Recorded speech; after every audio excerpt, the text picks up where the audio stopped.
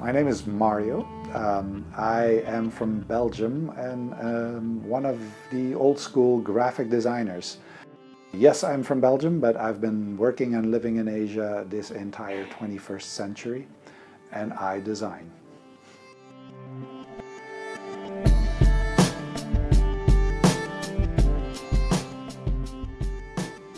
I once had a discussion with someone if it was a good thing to have ADD, short attention, or if it's a bad thing. And I go designer, I see this as both. It's good if you have short attention. It's good to be able to jump from one thing to another, from one idea quickly to another, from one potential to consider another potential. There's also a part where you need to stop doing that because you've selected the idea that needs to be the hero.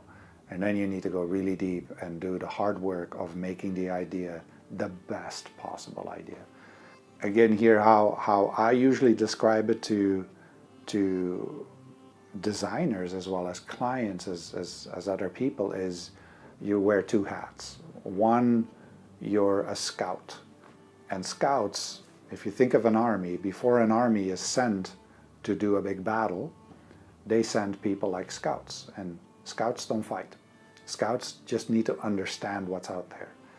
And they need to document everything that's out there to go and help other people make decisions on, well, where is it that we're going to fight? And how are we going to win the battle? And then you switch and you put your helmet on and you decide that this is the idea.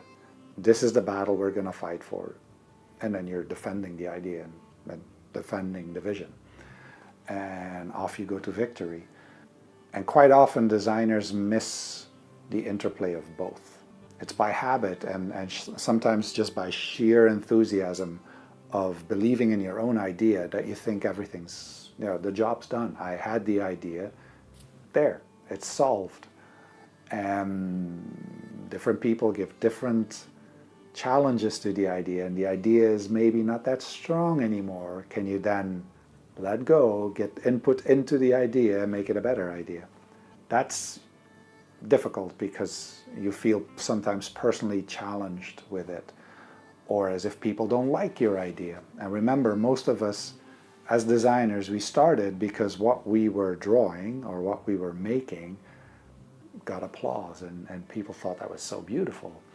So the big step between the personal investment of your idea and not being too personally invested in your idea, that's a difficult step to make for a lot of designers. But if you can do it, you're going to be so much better as a designer.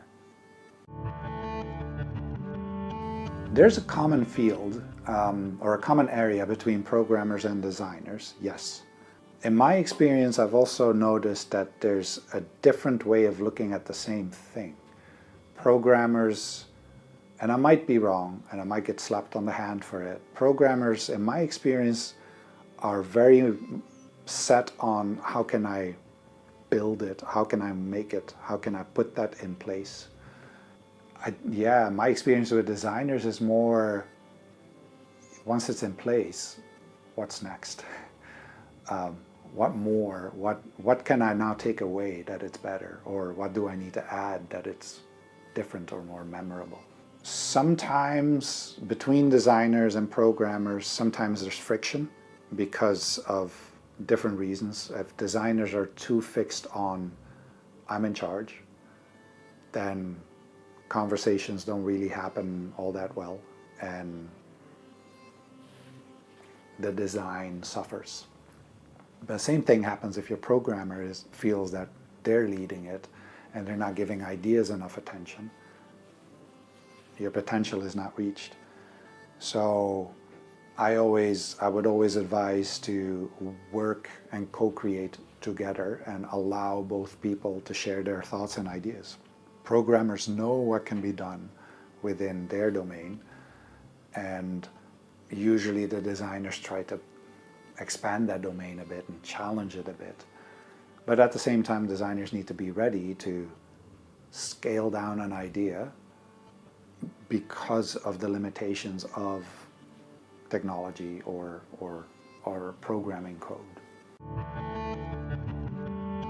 What's difficult on one hand is the pressure of the sharpness of your thinking and ideas, and also the skill of your craft, obviously. And that gets challenged a lot. And it should get challenged a lot. It's partly the reason why you do it. You put something in front of people that may or may not meet expectations, and there's going to be discussion about that. So as we always joke, design is a bit of a contact sport. You need to be taking in a lot of feedback. It's a nicer way of saying criticism, but you will get critique on your work. And you need a bit of, I suppose you need a bit of experience and a couple of years into the job before that really becomes comfortable. Because initially you will feel insecure that you didn't deliver, that it wasn't good enough, no one's happy. And that's what I meant earlier by saying if you can take your self out of that, your own self-importance a little bit out of that, then you're going to understand it a lot quicker that the feedback is on what's on the table, it's not on you. The criticism is what's on that piece of paper, it's not on you. The whole aim is to just get better at what we've just done. Can it still be better? What's difficult also about the job is with automation and with computers and with softwares, there are certain things of our job that could be done really fast. But that then also means that people just want to have them done faster. So there's a lot of time pressure, and workloads can be significant. That helps if again you have a bit of resilience and you have mastered your skills good enough that you could work at speed, because they will want it faster.